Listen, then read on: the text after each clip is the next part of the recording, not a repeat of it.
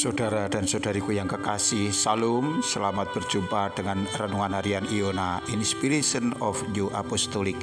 Damai sejahtera Tuhan Yesus Kristus menyertai kita.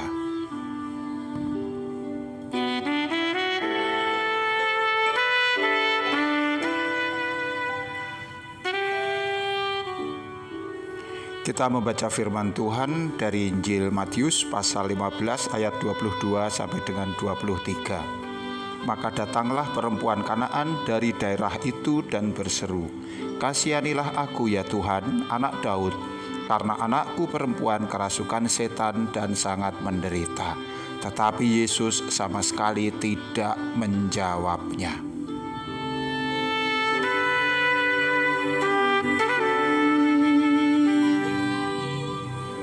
Saudara dan saudariku yang terkasih, kita masuk bagian 2 dari tema renungan kita di bawah tema perempuan Kanaan yang percaya. Seorang perempuan Kanaan datang menemui Yesus dan memohon pertolongan untuk anaknya yang sakit kerasukan setan. Ada sesuatu di latar belakang yang penting dan harus kita perhatikan agar kita bisa merasakan betapa hebatnya perjuangan perempuan itu hingga ia memiliki keberanian yang cukup untuk mendekat kepada Yesus. Orang Kanaan dan orang Israel tidak memiliki hubungan yang baik. Di masa lalu, kedua bangsa itu pernah terlibat konflik atau perang. Akibat dari peristiwa tersebut kemudian meninggalkan kesan yang negatif secara turun-temurun di kalangan bangsa Israel maupun bangsa Kanaan. Bahkan itu tetap demikian sampai pada zaman Tuhan Yesus. Orang Yahudi kebanyakan tidak suka atau bahkan sangat membenci orang Kanaan. Perlakuan mereka terkadang sangat tidak manusiawi, bahkan sangat merendahkan. Mendapat perlakuan yang demikian tentu saja orang Kanaan juga tidak nyaman. Begitulah kedua bangsa ini telah menjadi musuh turun-temurun dalam perang dingin. Bagi perempuan Kanaan yang anaknya sakit itu, tentu ia juga telah sering mendapat perlakuan yang tidak adil, yang tidak seharusnya dari orang-orang Yahudi. Sehingga ketika kemudian ia memutuskan untuk menjumpai Yesus dan para muridnya yang juga adalah orang-orang Yahudi semuanya, pasti ia telah mempertimbangkannya baik-baik. Ini sama sekali bukan sesuatu yang mudah. Setidaknya kita melihat ada dua hal yang mendorongnya. Kemudian ia berani datang kepada Yesus. Yang pertama, penderitaannya yang dialami sudah sampai pada taraf yang tak tertahankan.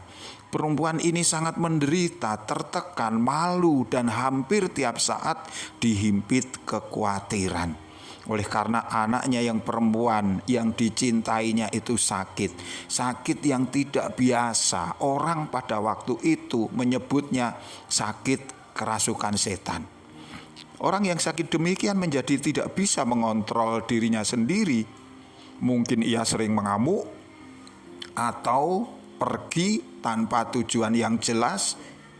Bisa juga ia bahkan sudah tidak mau berpakaian lagi.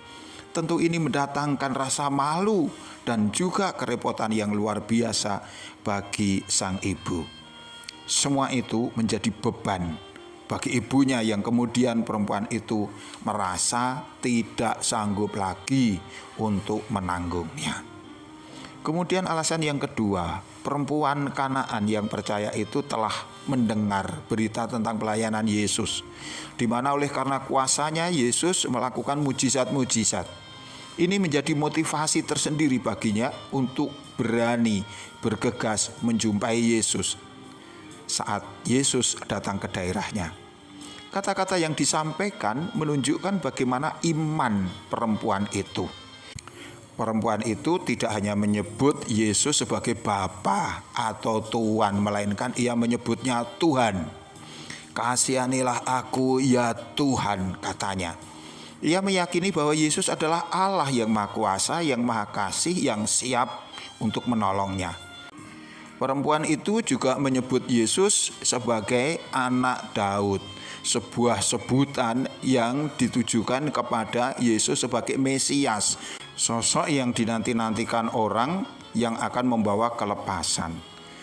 Dan bagaimana perempuan itu berseru? Ia mengatakan, "Kasihanilah aku." Ia benar-benar memohon. Ia tidak menuntut apalagi memerintah. Ia tidak memaksa. Ia sadar diri bahwa kemurahan Tuhan adalah sebuah karunia semata. Tak ada jasa-jasa apapun yang ia bawa yang kemudian membuatnya merasa pantas untuk menerima kebaikan Tuhan. Kasihanilah aku berarti semua terserah kepada kuasa Allah. Begitulah maka kemudian perempuan itu berani datang kepada Yesus. Ia tahu diri ketika Yesus dan murid-muridnya tidak memperhatikan dia, maka ia tidak kemudian putus asa. Ia tidak kemudian kembali dengan bersungut-sungut atau dengan sumpah serapah, melainkan ia semakin keras berseru kepada Tuhan. Para murid bahkan kemudian menyebutnya ia berteriak-teriak, sehingga mereka sangat terganggu dan hendak mengusirnya.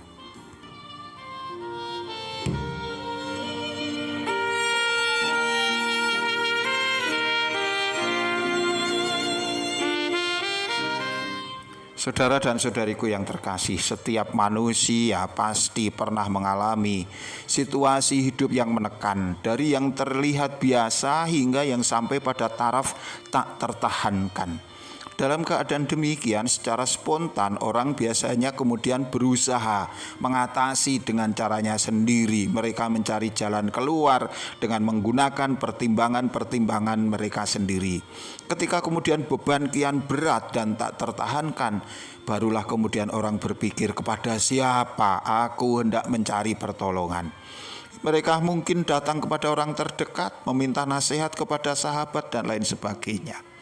Berkaca pada kisah perempuan Kanaan ini, baiklah, kita tidak hanya mengandalkan kekuatan kita sendiri dalam menghadapi masalah-masalah kita. Karena sekuat apapun manusia, ia tetaplah ciptaan yang kecil dan tidak sempurna. Kita hendaknya memandang kepada Yesus, berseru kepada Tuhan. Meskipun hal ini kadang-kadang tidak mudah, beberapa orang menganggap dirinya tidak layak untuk mendekat kepada Yesus. Orang yang lain teringat pelanggaran-pelanggarannya di masa lalu, atau bahkan mungkin mereka merasa tidak pantas datang kepada Tuhan karena pernah berseberangan dengan gereja atau bahkan melawan pekerjaan Allah. Namun saudaraku, ketika Roh Kudus menggerakkan hatimu, janganlah engkau menghindar. Ini adalah kesempatan terbaik. Sehebat apapun halangan kita, tidak boleh itu kemudian membuat kita menyerah.